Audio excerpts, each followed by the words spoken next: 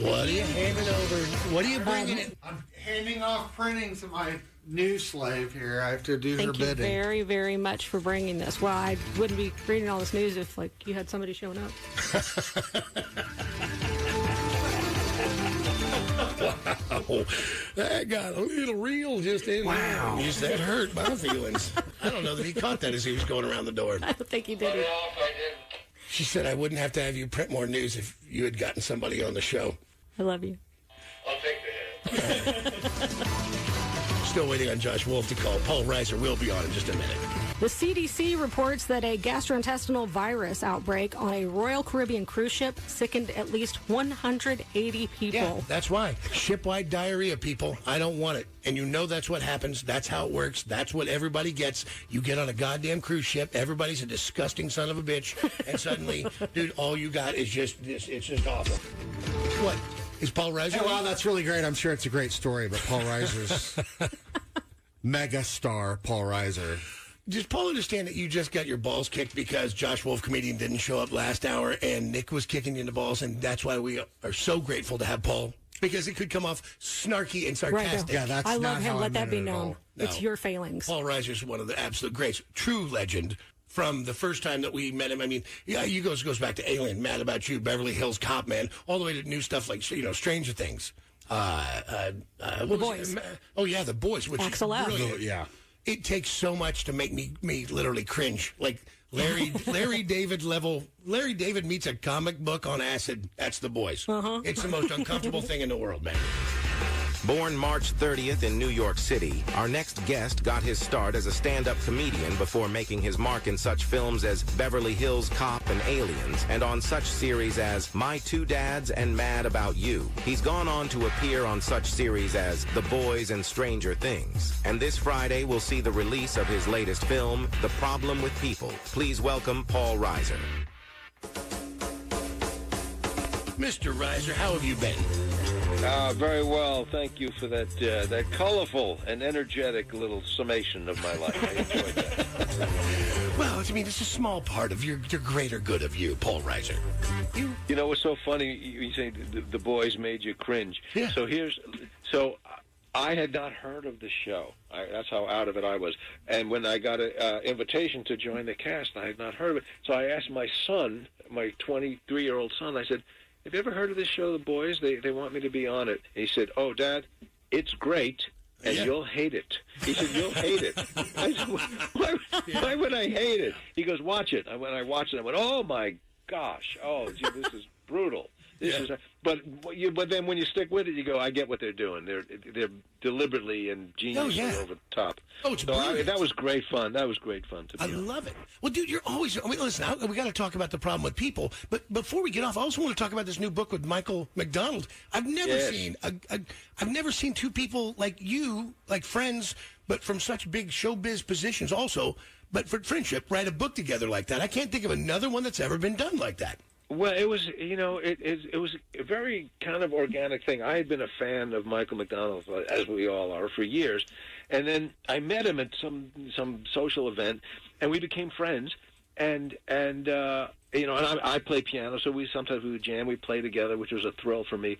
And I would always ask him questions, stuff that you and I would like to know. Like I never understood. How could you be in the Doobie Brothers and Steely Dan? How could that? Don't you got to pick a team? I'm on the Cubs and the Astros. No, you can't. You can't do that. You got to be pick one. And so I would ask him stuff, and then I had all these questions. When you did this, when you did that, and I said, you should write a book, so I don't have to keep asking you these things. And he said, well, I've thought about it, but I don't know how to write a book, and I don't even know if I have a story to tell. And I said, well, listen, I've written a couple of books, and it was March 2020, and COVID had just dropped. And we said, we got nothing to do. Neither of us are working now, and let's just do this. And so, they said, and maybe it'll go nowhere, but let's just play. So we would Zoom. For a month or so, we would just Zoom, and I'd ask him stuff, and I'd record it, and then I would transcribe it. And then I put all these pages together. I said, I think we got a book, and then we'd play with it for a couple of years when he wasn't touring. But it was interesting for me because I was just helping him. You know, I said, I have no investment in this. This is your story.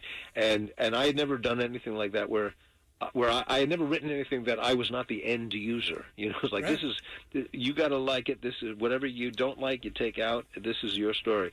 And he was really pleased with it. And I was really pleased because it answered all my questions. And, you know, hopefully it sounds, I mean, can't it's wait. his words. I can't wait. It's a really lovely story. Dude, I He's love a sweet this. guy. He's a sweet guy. Dude, you work so hard because I think you love it. Like, you talk about this, the problem with people. It comes out in theaters, by the way. Congratulations. A theater release for somebody in this world today.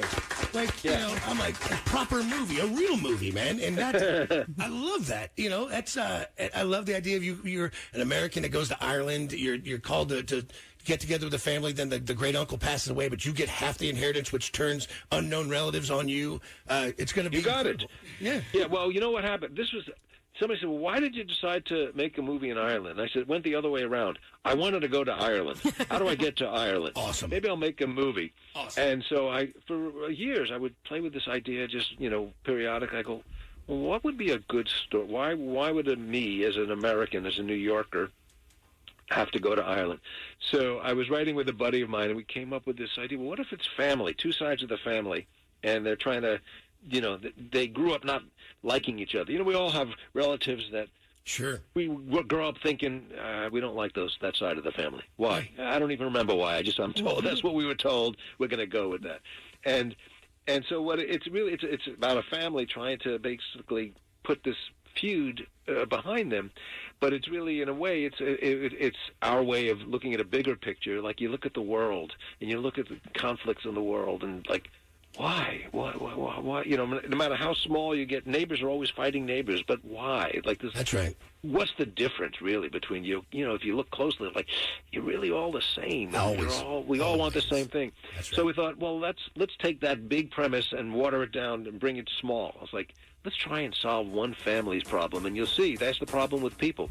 We'll always find something to be suspicious about or untrusting, and hopefully it's it has that at the core, but it's really a fun comedy. Beautifully, it's shot in Ireland, which is in the countryside, and it's just so beautiful there.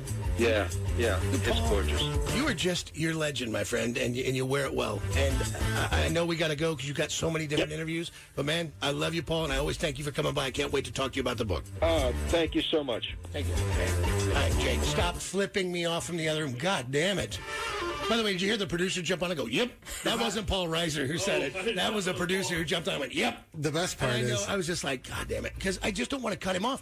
I want to talk about his movie, and he gets it, and he puts good stuff out in the world, and he has a heart. You can tell. Like, listen to him talk. you can tell in his projects, the guy's got a heart. Like, Right, he wants to put good stuff out in the world, and he comes from the same mold that Norman Lear, that Bob Saget, that there's just certain guys you meet that you go, they care. They hit a point in their world. They go, I'm going to do weird stuff like The Boys because he gets it, right? Right. But more importantly, like it makes him feel good to put a nice story out in the world, and he hits it. So the girl, I don't know who the dude was who jumped on. The girl that's running that tour through the production company, it's called Quiver Films.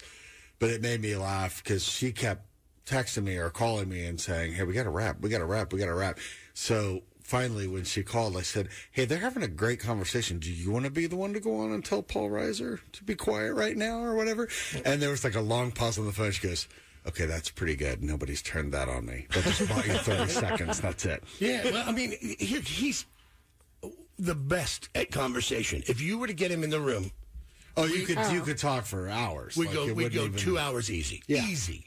He's just a super nice cat. Like, I can feel like I got a million questions for him because that thing that he's done with Michael McDonald from the Doobie Brothers is because he's super curious. He has questions, and that's how the book gets written. And I get that part. Like, poor Dupree, I begged him to write a book. Jesse, I mean, the stories you guys haven't heard. Listen, his rock band, Jackal, is incredible. Super fun. It is the tip of the crazy. His childhood, his father, where he came from Gadsden, Alabama, to his dad stealing an airplane, to thinking he was going to die, to his mom getting divorced from him after he walked into a hospital room, and his dad almost dead, hip broken, leg broken, arm in a cast, shoulder gone, head wound, thought he was going to die, Walked in and the nurse is riding him. Hey, That's how Jesse's dad got divorced. that was prescribed. Yes. Take this vagina and call me, and never call me again. I'm telling you, from the moments he's had, like Chris Christopherson just passed. He ended up at a studio, and he'd have to tell the story, but the overall is he's brand new in the business. He gets signed, but he's doing some work for his own.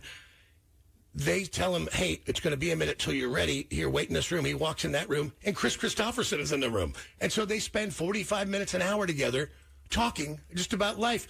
Happenstance. Yeah. Like these moments that go through Jesse's life. And I mean, I'm telling you, from the people he's met along the way to the weirdos in life, to guys like Tiny, the outlaw biker, to this guy, Denton, that grew up in the town he was in, that ran the old antique store, but was, and this is the craziest thing I'll ever say, this guy Denton, and it's going to be impossible to explain, was the nicest racist I ever met. Okay. And I cannot explain that to you. He was some weird old Southern, and I think he just liked irritating people or riling them up. But he sold antiques, and one of the antiques was in the store, by the way. It was a Klansman outfit. And he was nice to everybody. And if you were a black person and you walked in that store, I saw it, because Jess like, you got to meet him. I go, no, I don't want to meet him. But he was this crazy old guy with this big-ass beard and this crazy gray hair, and he was just a giant character, and he was, again, the nicest racist I ever met. And he was never outwardly mean to anybody, but then if you asked him his view, he'd be like, no, I think, there's no way I can, because I'm not trying to condone this, and I don't want to come off like I am. But Jesse would pimp him to say something because he wanted me to hear what the guy, what his thoughts were. Because it was crazy to Jesse. He was like, you got to see this. Was he kind of talking like it was still 1960-something? Yes. When explaining things. But he was trying to be polite about it. Right. As crazy as that sounds, this crazy old guy Denton would go, he goes, I like everyone. I just think we should be separate. And you were like, oh, Jesus Christ. You're like, Yeah, you had me right up until. And then you're like this. And then, but he wouldn't say something bad about anybody. And then you'd be talking along, and Jesse would go, well, tell him about this, Dent. And then he said, I go, oh, like this. But you realize, again, the nicest racist I ever met. That's a fantastic SNL character, the courteous racist. I swear to God. But these characters that come through his life that you've seen the other day. Dude, Jesse's next door neighbor, tragically, their house just burnt. One older lady lost her life. Jesse ran into the house, almost up the stairs, fell through the stairs while the house was burning before the fireman got there, and yanked the old man out himself. Oh, my gosh. Just happened 3 weeks ago. Holy hell. Literally, the whole house is engulfed. You ought to see that the pictures are terrible. The poor lady died of smoke inhalation. Her older husband was trying to get out the front door. It was so rotted and burnt that when he ran up the steps, he fell through that porch, had to climb himself back out again, get that guy out, yank him physically out of the fire, and get him down. And the fireman then showed up, and then the fireman fell through, and he was trying to stop them, but they were coming up with all their gear on and their hoses. And eventually, Jesse ended up back in that hole in the stairs, and the fireman stepping on his back to get to the main, to try to get the woman out. Jesse's yelling, just stand on my back. Oh, my God. Just stand on my back. And the guys would step up, the two dudes step up, and then onto the solid, and they went in the house, and sadly, they took her lifeless body. Oh, she had already passed. But it doesn't surprise me but at all this about is Dupree. Like, everywhere. This was 3 weeks ago. This is never ending. That's an incredible story. I'm telling you, there's a million of them that have nothing to do with Jackal. Like, it would be, back to our original point, it would be super interesting to get him alone and for a week, somewhere in Vegas, bottles of liquor, and go, turn the tape recorder on and just start asking stories. Just start telling me about this, and then figure out a way to compile them all. It'll be great. I really want to see that or read that Michael McDonald book now. This is the Johnny Dare Morning Show. The Johnny Dare Morning Show.